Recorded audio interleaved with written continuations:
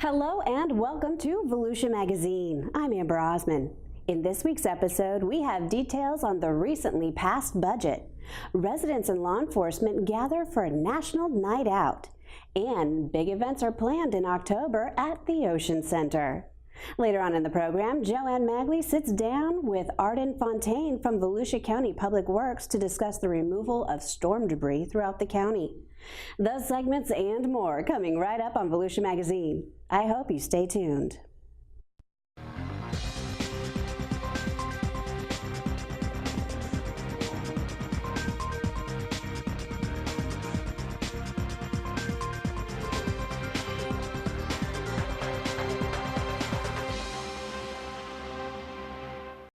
The Volusia County Council has passed a $712 million budget to fund the operations of the county government for the fiscal year that began October 1st.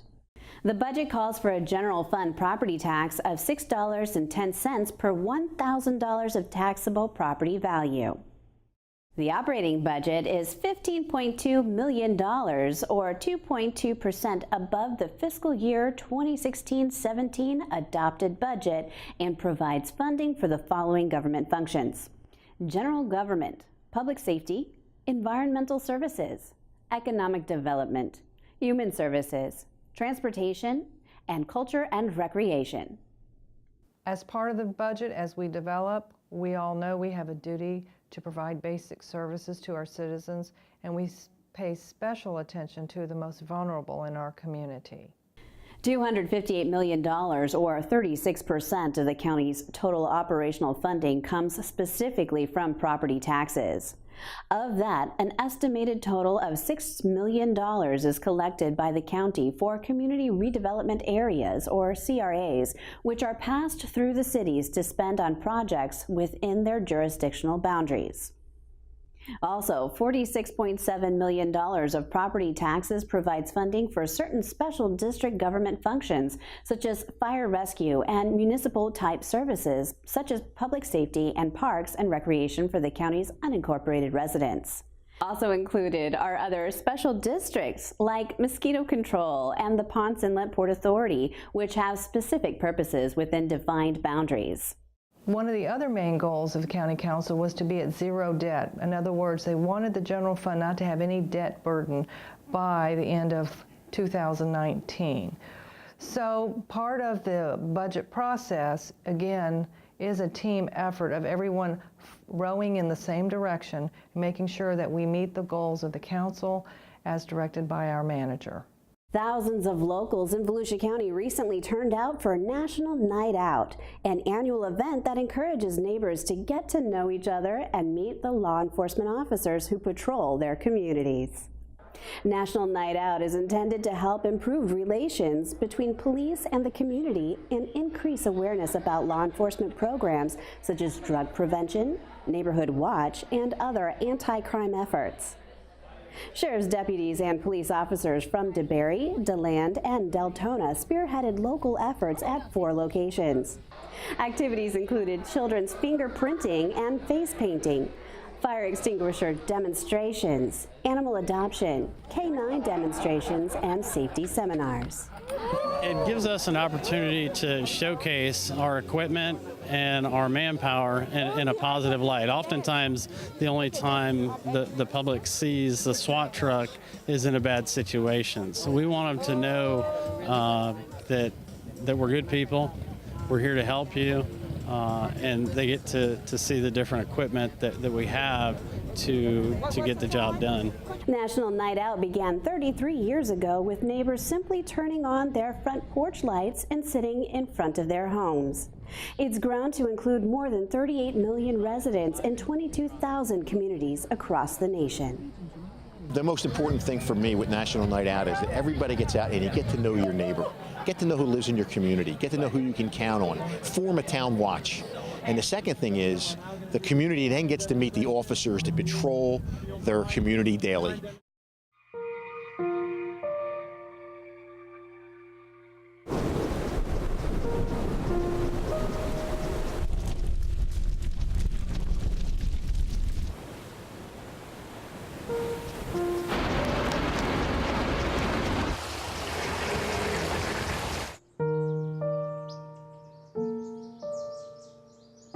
Don't wait. Communicate.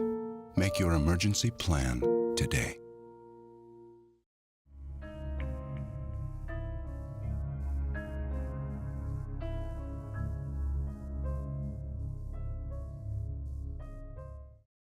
This week on Solutions for Your Life, Patrick Zayas, Family Nutrition Program Manager at UF-IFAS Extension, Volusia County, demonstrates how to include more healthy grains in your diet.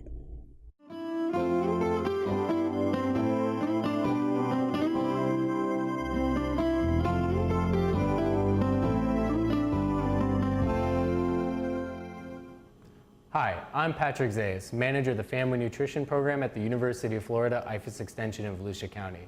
Do you know that most people don't know the difference between whole grains and refined grains? Let's take a look. Let's begin by setting up an experiment to test the difference between whole grains and refined grains. In one bowl, I have a slice of whole grain bread, and in the other bowl, I have a slice of white bread. And what I'm going to be doing is pouring orange juice over the two to act as stomach acid.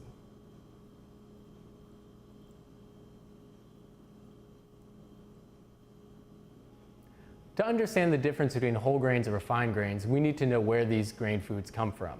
All of these foods come from seed portions of the plant, and these seeds all have three different components in common. These are the bran, the endosperm, and the germ. The bran is the thicker, fibrous outside coating. The endosperm is mostly just sugar and starch, whereas the germ contains a lot of B vitamins and minerals. To get a whole grain product, you grind up the seed as it is with all three components and turn it into your flour. For refined grain, the refining process is removing the bran and the germ and just creating the flour out of the endosperm in the middle. Let's take a look at some whole grain products. When shopping, there are many different terms that you may see that may imply something is whole grain, but it's really not. Some of these terms are multigrain, or wheat, or white, or made with whole grain. All of these things try to get you to buy their products, but they are not actually whole grain. The only way you know for certain is by looking at the ingredients portion of the label and making a decision for yourself.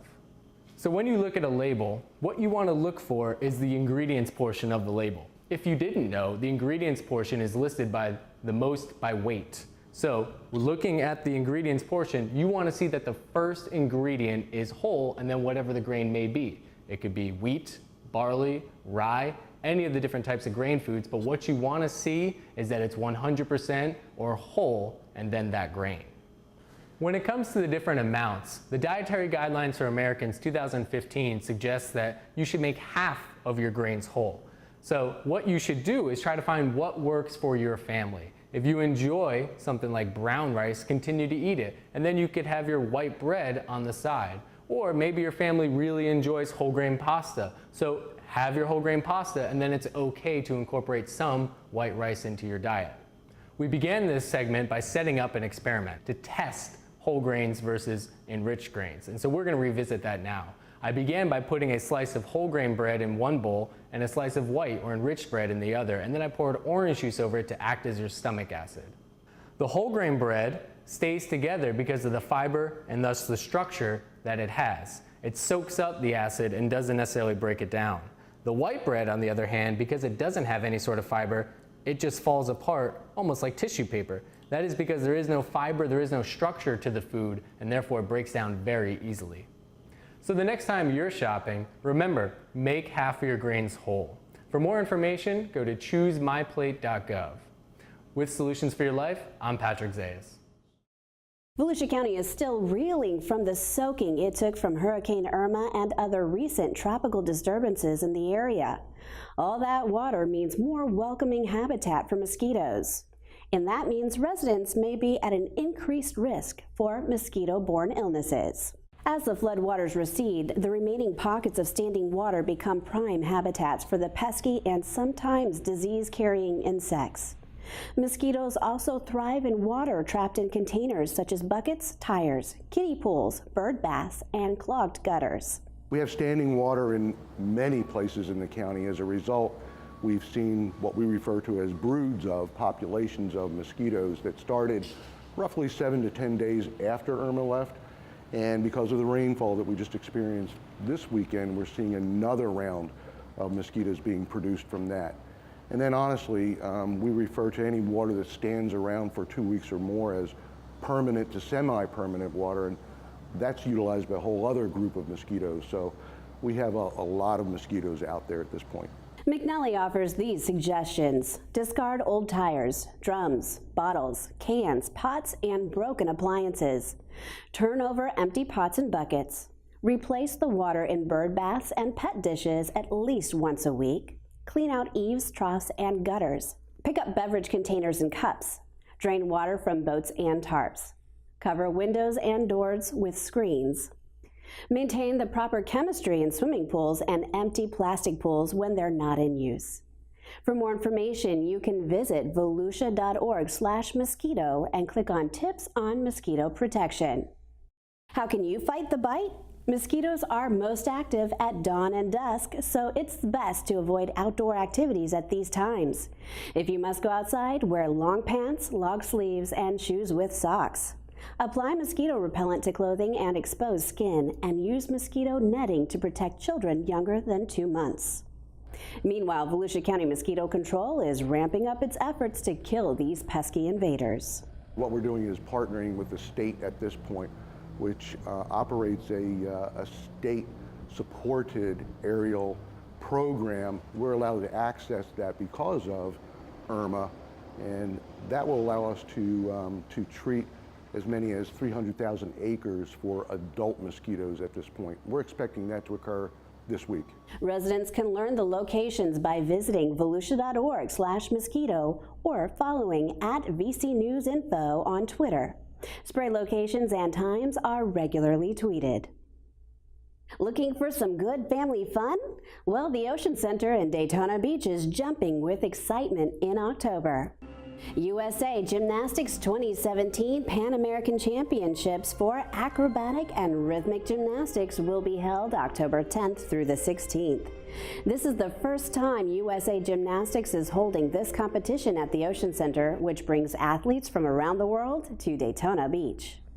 If you've got children or grandchildren, this would be a great event to attend.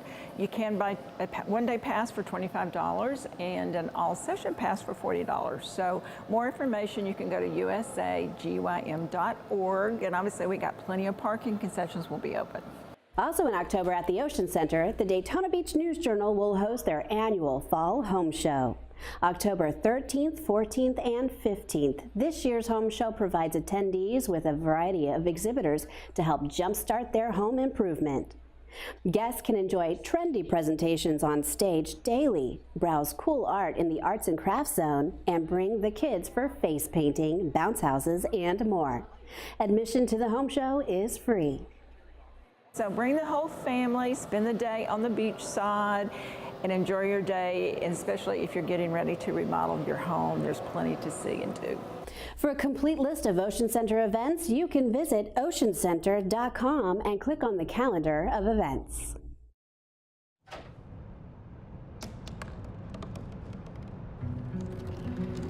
They said I couldn't dream. Called me a piece of trash and swore that's all I'd ever be.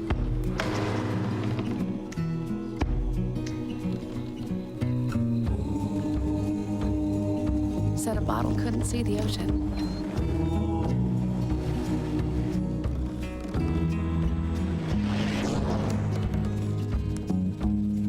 Give up. Go back to the dumpster.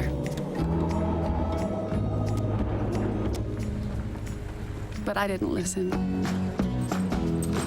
I made my way.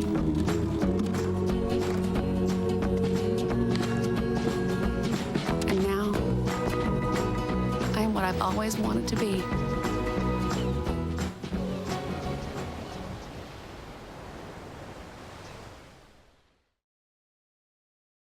Hiking, biking, and paddling are just a few of the things you can do with the county's Explore Volusia program.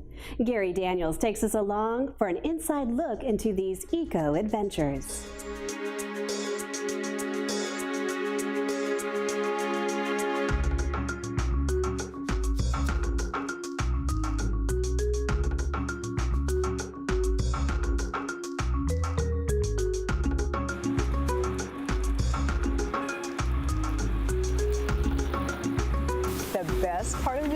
ride was through the heavy growth. It's cool, lots to look at. The bridge was neat. It was just very nice. We're new here, so we're trying to get experience with everything that's available. And this is just an awesome program. Explore Volusia is from the Volusia Forever program, where Volusia County voted to tax themselves over 20 years to acquire conservation lands. So Explore Volusia is to get people out onto those conservation lands to know what their tax dollars are going towards. One of our important plants in these barrier islands are all across the lagoon are mangroves. So in this area right here, we can name all 3 different types of mangroves. Does anyone know the 3 different types? Black, white, and red. Black, white, and red. We've been wanting to learn a lot about the environment here in Florida since we're new to the area just the past few years. So we try to make a lot of trays, outreach programs to learn more about the environment. It's an experience that I would suggest everybody to come and see and participate in some of the deals that, that they have going on here. And a good way of meeting a lot of different people, from different areas. It's important to show people, give them an idea they can see firsthand some of the problems. Like, for example, today they'll get to learn about the problems in the Indian River Lagoon with water quality, maybe problems with fertilizers, algal blooms, different things. So now we're going to test nitrate. And if you're familiar with fertilizers, nitrate is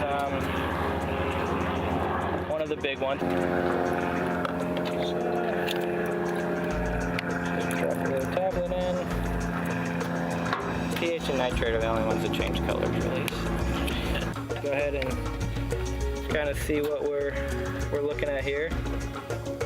No, it's like a different color. It's orange versus pink. It is a little different color. I learned about the water, the pH balance, the salt balance, just a whole lot of information. We can go ahead and start launching. Just I'll stay in this area. I want to be a marine biologist when I get older, and I like kayaking. And my daughter's interested in marine biology. She wants to study it when she gets older, so we'll do whatever we can to help with her schooling. Today I saw mangroves, red, white, and black mangroves. The sea beans, water, of course, oyster beds, and birds. My favorite part was learning about the mangroves, I guess, because it's kind of interesting to learn how they get rid of their salt and why they're there. The ultimate takeaway is the importance of these conservation lands, how they're corridors for animals to go through Volusia County, and that why we have them. It's water recharge zones, just overall importance of our conservation lands and why they're there. It's a big takeaway I want people to get from the program. I think this is an absolutely awesome program. This is just really a great opportunity. This is neat. This is something like this got to keep going on.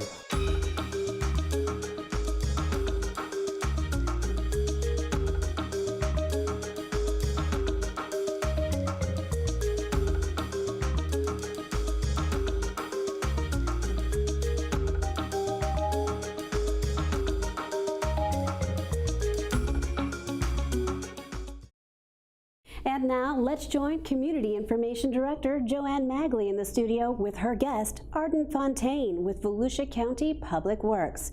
They'll be talking about what's being done with all of the hurricane debris. Thanks, Amber. Well, one of the biggest challenges after a hurricane is the cleanup of all the debris, branches, large limbs, leaves, broken pieces of fence. So joining us today in the studio is Arden Fontaine. He's Special Projects Coordinator with Public Works. Hi, Arden. Hi, good to be here. Thanks for being here. So first off, we had a lot of debris countywide. Give us an estimate, if you can, of just how much debris we're talking about that fell during Irma. In the unincorporated county, we think there's about 550,000 cubic yards. Cubic yards about a washing machine size. And then when you add in all the cities, we're estimating 1.5 to 2 million cubic yards, which is quite a bit of debris. And is that a pretty good estimate for this time, or do you think that estimate might go up in the next few weeks? I think this estimate's pretty good. What we saw initially and what's come out since is kind of what we anticipated, so I think we're on track. I think it's a pretty good number. All right, so the county and many cities, we work with outside contractors to pick up all this debris because it's a lot of work. So first of all, talk about the process for the debris pickup. So what has to happen with these contractors? The contractors come into town and we identify which roads are the county roads for them to collect debris on. And the thing about the outside contractors is they come in with these large trucks. Mm-hmm. Each truck is about 50 cubic yards, and they put two of them together frequently, so it's 100 cubic yards with a self-loader with a grapple or a claw on top, and they can load the debris. And it's a much faster process. The county's got 18, 20 cubic yard dump trucks. So we have a dump truck 20 cubic yards, and versus the contractor when they put the two together is 100 cubic yards. So there's just an efficiency there that we can't match, and that's what they're set up to do. But as I understand it, we are doing some work with our county staff. Can you go into a little bit how the county staff is augmenting this project? And actually, our county staff has been extremely helpful. We initially contracted with one vendor that was unable to perform. So in the time that it took us to acquire a second contractor, our road and bridge crews were out there and they collected debris for a couple of weeks to kind of get us through that, to take care of safety hazards around some schools. I mean, it was an invaluable asset. Also, right after the storm, they go through and actually open up all the roads. They cut the trees and just push them out of the way. Right. And they're a very valuable resource for us. And then now that we have the contractor on board, the contractor's going in a very methodical fashion, working throughout the county. And as things pop up, safety hazards, or someone made a pile too large here and it's a site obstruction, we send our road and bridge guys out and clear those obstructions to keep the roadways safe. And I know that the county is also working really closely with all of the cities. You've been on a number of conference calls to help coordinate to make sure that really no city is left behind, because there have been issues with these contractors because of the fact that all of Florida was affected by Hurricane Irma. That's right. Actually, several of the cities used the same contractor we initially tried to use.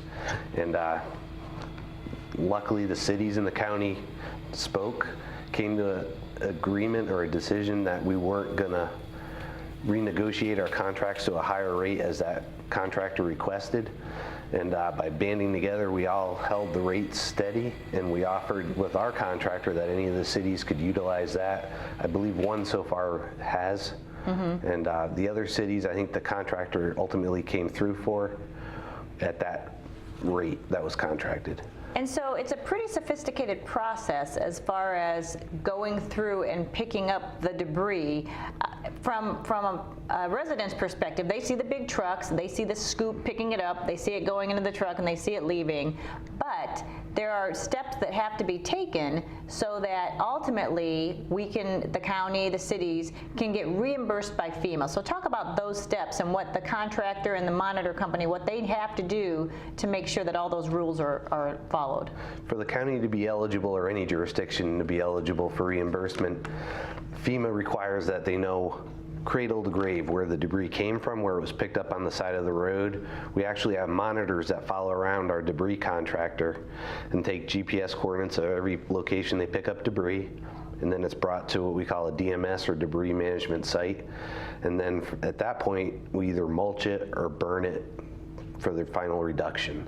So FEMA requires all of these pieces of data, where it was collected from, where it was taken to, and how it was reduced ultimately. Right, because they want to make sure nobody's fudging the numbers, and that's why those GPS coordinates are important, to make sure that that there is a home at that location where we said this debris was picked up. So is it too late for, I know we've started the pass a couple weeks ago now. Some people might be still busy from from recovering from the storm. I know a lot of people on the west side who had multiple trees down, you know, they're still working it. So is it too late for people to get their debris out, or what would you suggest for people who have not been able to make that move of putting all their debris to the curb? It's definitely not too late. I mean, we're still working on what we call kind of our first pass, our first collection on each road, and hopefully in the next couple of weeks we'll be finishing that. But there was something else we did for this event that we hadn't done in the past, and that's set up these citizen drop-off sites where if you have the means and you would like to, you don't want to wait for the collection to occur on your street, you can take your debris to these 3 sites. And there's one at the Tomoka landfill on 1990 Tomoka Farms Road in Daytona, at the old Plymouth landfill, 1991 West Plymouth Avenue in DeLand, and then at the intersection of Rhode Island Avenue and Veterans Memorial Parkway in Orange City. And these, we've gotten 5 to 6% of our debris have come in through those sites. So they're available for residents. You just need to show proof of residency, be it driver's license or utility bill. And then also small landscaping firms will have you fill out a small form and sign something, and you can leave your debris. And I think it's important that if people want to utilize these drop-off sites, we're not charging folks. So really it's an opportunity for them to just come in and leave it there, and there's no charge for that. That's correct.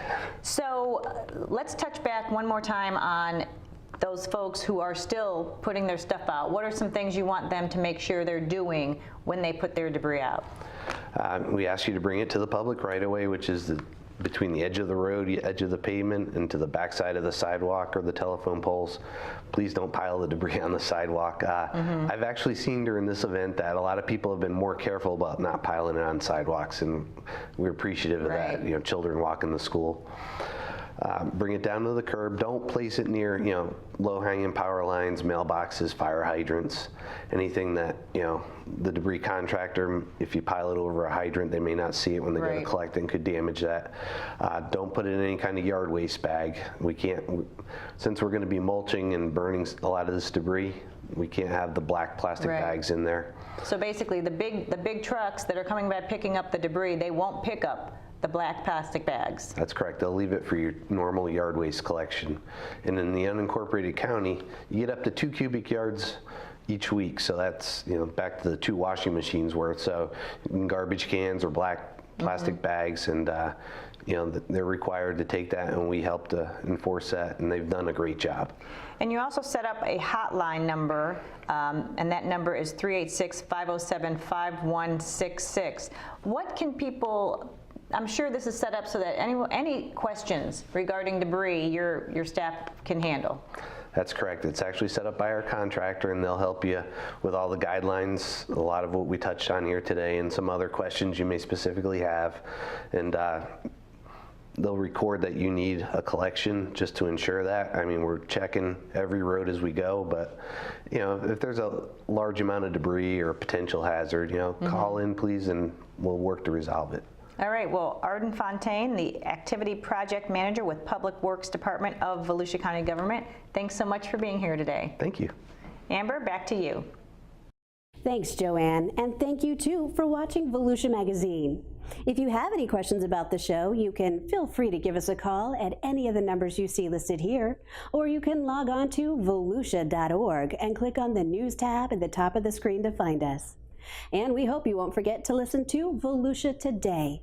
That's Volusia County Government's weekly public radio broadcast.